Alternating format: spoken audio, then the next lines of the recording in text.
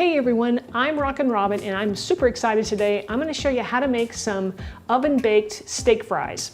Now these, what I'm really excited about is that they are super crunchy and crispy on the outside. I figured out how to do it, and they are nice and tender, of course, and creamy on the inside. Now I fashioned this recipe on my very popular oven-baked eggplant. And that recipe, you know, if you haven't seen it or you have seen it, you know that people really love it.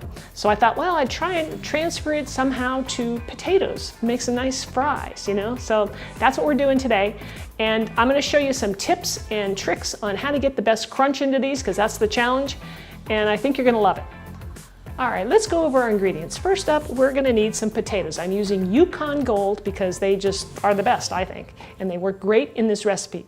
Now I use organic because, well, I want the least amount of pesticides on my dish. All right, or in my dish. I'm using some breadcrumbs here. Now these are by Aleia, and they are gluten-free. This recipe is gluten-free, by the way, and you don't have to make it gluten-free, and I'll talk about that in a little bit. But first, let's go over our gluten-free ingredients. So Aleia's breadcrumbs with the Italian seasoning are what we need. I have some Bob's Red Mill 1-to-1 baking flour that's also gluten-free. And then I'll need a little bit additional Italian seasoning. Now I have a video that I made, and I'll leave a link for you so that you can make this little blend and have it on hand whenever you need it. Now we're gonna need plenty of olive oil and a little bit of salt. Now, if you're not interested in making this gluten-free, you can make it with gluten in it by using regular breadcrumbs or panko breadcrumbs, you know, and just add a little bit of flour and of course, you still need to add some of my Italian seasoning to that as well. But that's the only change. So the first thing we want to do to start with our recipe, and a tip, is to soak our potatoes for at least 30 minutes, but longer would be better, okay? And what that does is it helps release the starch in the potato, and then they crisp up a lot nicer. So you just take your potato, I scrub these clean, and then cut them in half. This is the best way I found it. Cut them in half again, and then take each wedge and cut that in half.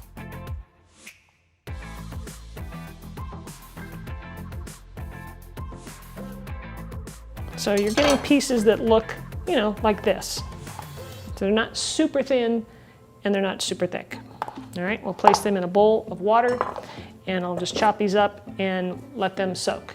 All right, we'll get our breadcrumb mixture together. I have my breadcrumbs here in this bowl, and I'm gonna add the flour to that, my Italian seasoning blend, garlic powder, and I'm just gonna put a little pinch of salt in there. And you just combine this, and we'll set it aside until we're ready to use it. So once we're done soaking the potatoes for at least 30 minutes, and you can go overnight, that works too, then you're gonna want to dry them as much as you can. That's really important because otherwise they're gonna steam in the oven and won't get crispy. So what I like to do is to take my salad spinner, put them in that, and just whirl them away and just get as much water off as I possibly can. Then, after doing that, I also place them on paper towels or clean towels and just pat them dry. You want them as absolutely dry as you can get them, okay? Once you get your potatoes as dry as you can, place them into a, good-sized bowl, and then we're gonna drizzle olive oil over all of it, and we're gonna toss them to get them nicely coated.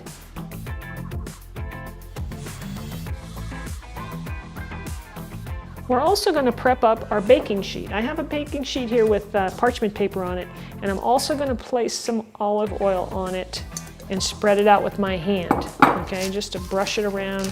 This is going to help the potatoes crisp up.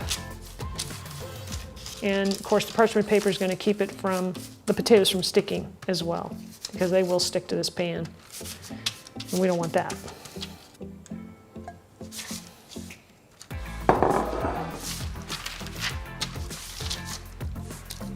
So give it a nice generous coat. I've got my oven preheated to 375 degrees, so now we're ready to coat the potatoes. So they're nice and coated here. We're going to place them individually into the breadcrumb mixture and just coat them completely, okay? And then we'll place them on the baking sheet. Now you want them not to be too crowded, so we want to leave a little space in between each one so that they can roast and not steam. We want these to crisp up. and they won't do that if they're too close together. So I'm taking a brush here and I'm just brushing the oil continuously because it kind of wants to bead up over the pan. So here we go. We'll just continue to do this till all the pieces are coated and place it on the cookie sheet.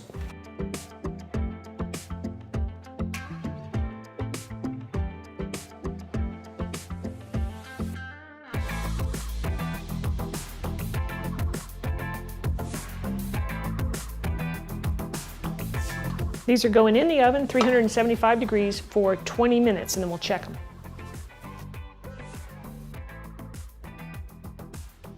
Our potatoes are cooking in the oven, so it must be time for our chef joke. What do you call an R&B funk tribute band that only plays in the kitchen? Earth, Wind, and Fire.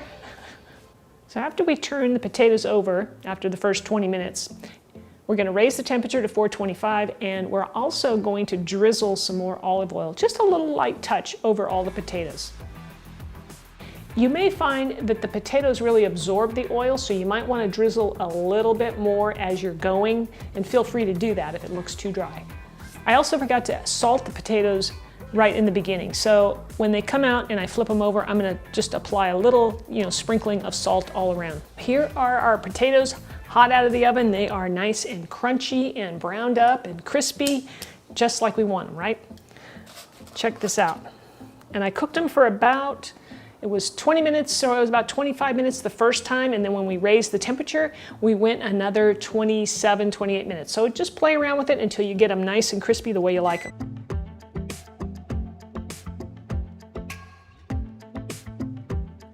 All right, I'm gonna take one of these and give it a little taste if I can. It's not too hot.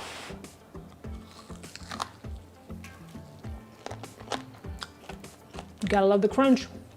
I don't know if you can hear it, but I can sure taste it. Delicious. Creamy, creamy on the inside. You really must try these.